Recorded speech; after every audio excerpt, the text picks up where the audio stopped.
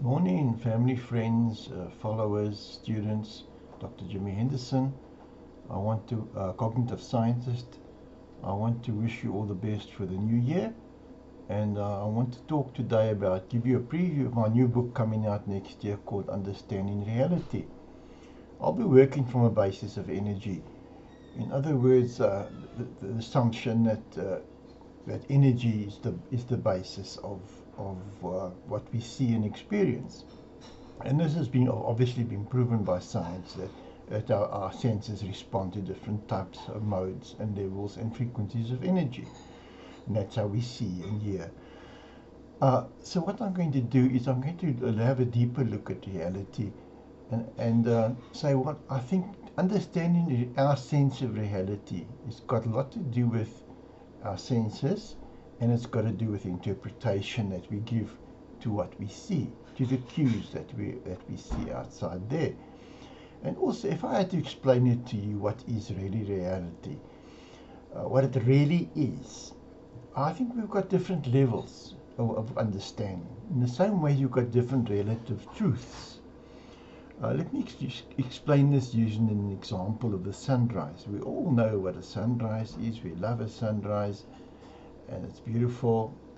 And your parents told you that the sun rises in the east and sets in the west. We all accept that. It's a truth, but it's a relative truth.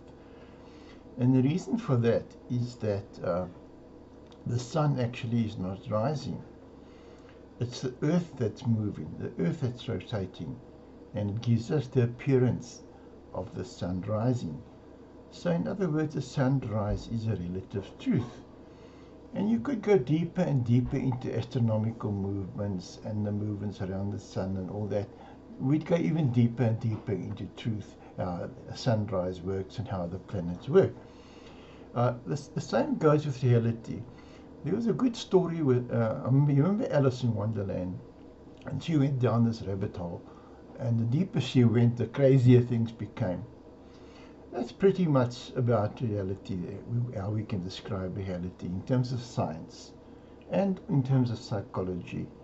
In other words, the deeper we are prepared to go down the rabbit hole, the crazier it's going to get. Why I say this is because we can accept reality as physical. We can touch it, we can see it, we can smell it, you can hear it, and we can accept that, and we can go through life living perfectly natural, normal life, accepting reality as physical. But science has actually proven that this physicality that we see is actually particles. Now, almost like a sandcastle. It looks solid enough, but you can kick it over with your foot, and it becomes particles of sand.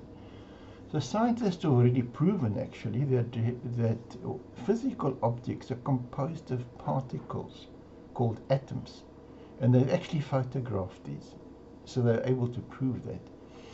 And that is one step down the rabbit hole. So you can accept either things like this are physical and you can touch them, or you can go to another level and say, yes, but they're actually composed of particles called atoms. If you want to go deeper down the rabbit hole, then you can say that, yes, but these particles of atoms are also composed of subatomic particles, electrons, protons, neutrons. So you can go to a deeper level of reality, and you can accept that. If you are scientifically minded, you can actually go now deeper than that, because scientists are starting to speculate now on the nature of these subatomic particles, and they've come to the conclusion that they are nothing more than just different polarities interacting with each other, different forms of energy, different polarities of energy that are interacting with each other, and then coming together to form energy type structures, which we then see as reality. Then I can take you one step further. The final step I want to deal with you today is taking it even further. Famous physicists like Einstein actually came up with the idea that everything is energy. And in other words, those subatomic particles, as I said, are composed of polarities of energy. And then Erwin Schrödinger, you might have heard of Schrödinger's cat, the analogy. He has actually taken it one step further. And he has said that, yes, but but behind this energy is a form of consciousness, an intelligence, a universal mind.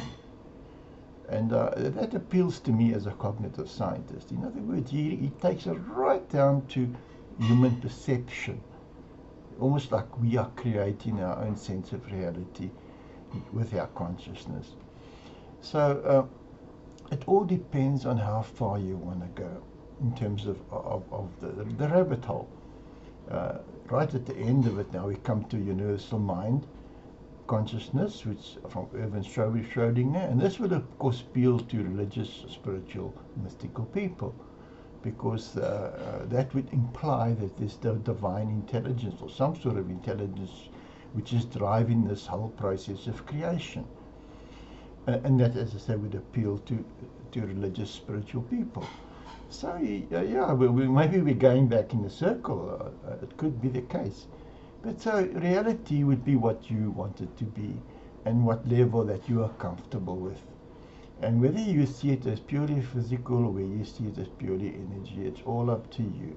It doesn't change what's actually happening there. It just depends on how deep you want to go into the matter and how you want to make sense of it.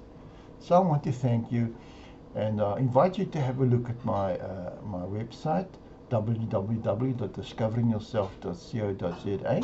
Some of my latest books are there, and then keep a lookout for my new book next year called Understanding Reality. I want to thank you.